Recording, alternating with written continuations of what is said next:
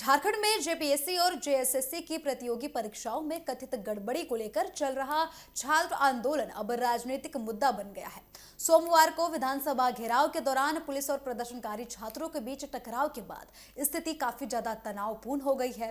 Police की कार्रवाई में कई छात्रों के घायल होने की भी बात निकलकर सामने आई। इस घटना के विरोध में बीजेपी ने मंगलवार यानी कि आज झारखंड बंद करने का ऐलान कर दिया है। वहीं आपको बता दें कि मुख्यमंत्री हेमंत सोरेन ने छात्रों से बातचीत के जरिए समस्या का समाधान निकालने की अपील की। मुख्यमंत्री ने कहा कि लोकतंत्र में छात्रों को अपनी बात रखने का अधिकार है और सरकार की जिम्मेदारी है कि उनकी समस्याओं को सुना जाए।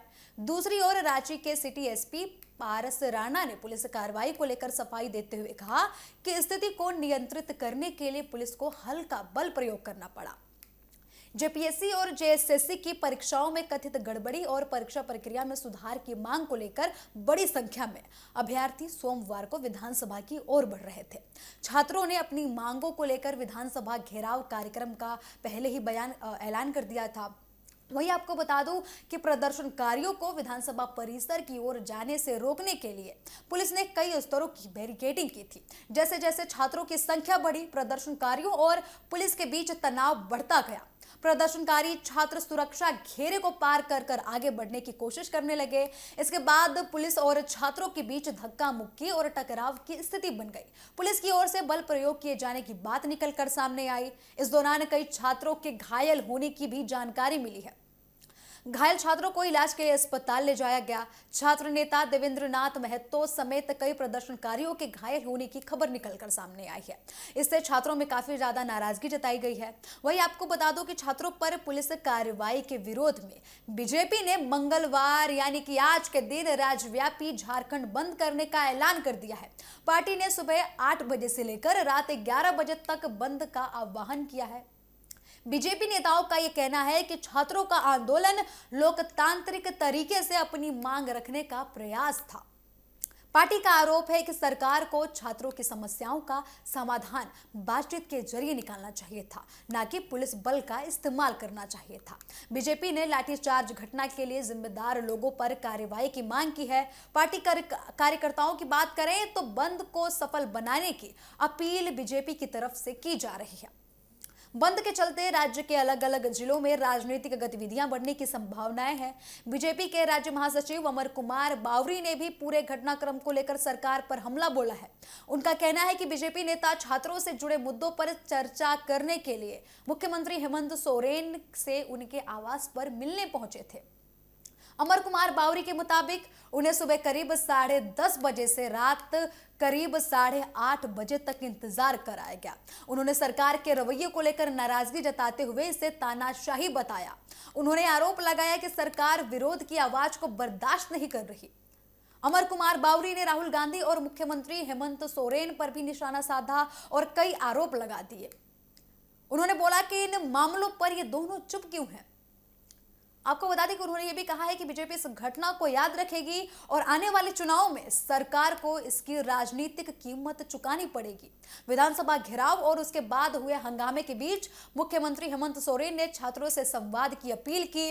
मुख्यमंत्री ने अपने संदेश में कहा कि लोकतंत्र में अपनी आवाज उठाना छात्रों का अधिकार है। उन्होंने कहा कि छात्रों की बात सुनना सरकार की नैतिक जिम्मेदारी है। मुख्यमंत्री के मुताबिक सरकार के वरिष्ठ मंत्री लगातार अभ्यर्थियों के साथ संवाद कर रहे हैं और उनकी मांगों पर संवेदनशीलता के साथ कार्रवाई की जा रही है, ऐसा उनका कहना है। वहीं आपको बता दें कि हेमंत सोरेन ने भी ये कहा है कि परीक्षा व्यवस्था को पारदर्शी, तकनीकी सक्षम और सुरक्षित बनाने के लिए सरकार लगातार कार्य कर रही है। उन्होंने भरोसा दिलाया कि अगर किसी मामले में कोई दोषी पाया जाता है तो उसके खिलाफ सख्त से सख्त कार्रवाई की जाएगी। हालांकि मुख्यमंत्री ने छात्रों से विपक्ष के राजनीतिक नैरेटिव और कथित तौर पर भड़काऊ बयानों या फिर भड़काऊ ऐसे सामग्री से बचने की अपील की है जो छात्रों में काफी ज्यादा उनके क्रोध को और भी ज्यादा भड़का सकता है या फिर आंदोलन को और भी ज्यादा विकराल कर सकता है। उन्होंने छात्रों से कहा कि वे सरकार के साथ संवाद और विश्वास के साथ समस्या का स्थायी समाधान निकालने की दिशा में आगे बढ़े।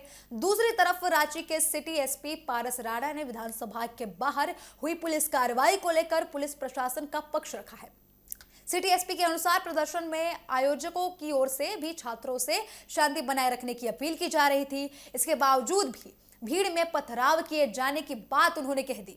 उनके मुताबिक प्रदर्शनकारियों का एक हिस्सा सुरक्षा घेरा तोड़कर विधानसभा के मुख्य द्वार के करीब पहुंच गया।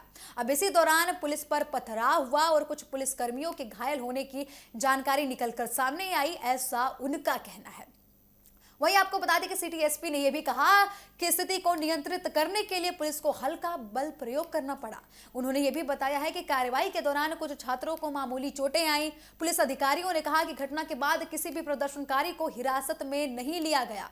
पुलिस प्रशासन ने प्रदर्शनकारियों को सुरक्षित और शांतिपूर्ण तरीके से वहां से उनके गंतव्य की ओर रवाना करने की कोशिश की। जेपीएससी और जेएसएससी की प्रतियोगी परीक्षाओं में कथित गड़बड़ियों से जुड़ा यह आंदोलन लगातार उग्र होता जा रहा है। सरकार और छात्रों के बीच 6 दौर की वार्ता के बाद भी अभी तक कोई भी समाधान नहीं निकल पाया है।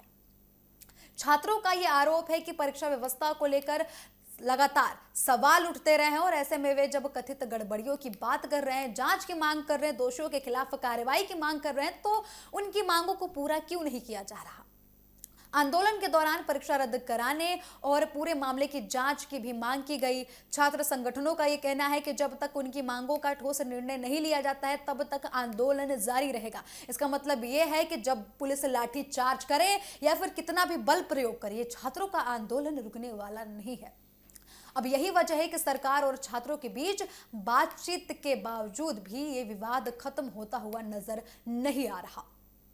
इस तरीके से अब ये मामला केवल परीक्षा सुधार या फिर गड़बड़ी तक सीमित नहीं रह गया है, बल्कि पुलिस कार्रवाई के बाद ये झारखंड की राजनीति का सबसे बड़ा मुद्दा हो गया है। और सवाल भी उठ रहा है कि आखिर वहां पर लाठी चार्ज करने के निर्देश किसने दिए थे।